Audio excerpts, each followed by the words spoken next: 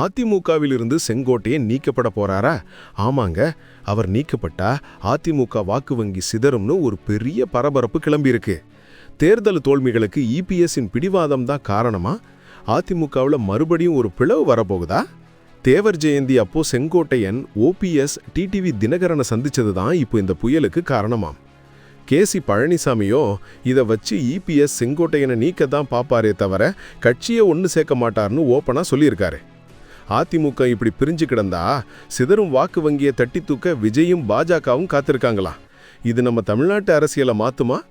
அம்மா மறைஞ்சு 8 வருஷமாச்சு, இன்னும் ஒரு தலைவர் உருவாகல, எல்லோரையும் அரவணைச்சிட்டு போகவும் ஆளில்ல.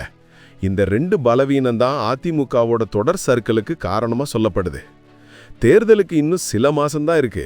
இப்ப கூட கட்சி ஒன்று சேரலன்னா தொண்டர்களுடைய எதிர்காலம் என்னவாகும்? எல்லோரும் விட்டு கொடுத்து ஒன்று சேரணும்னு கேசி பழனிசாமி குரல் கொடுத்திருக்கார்.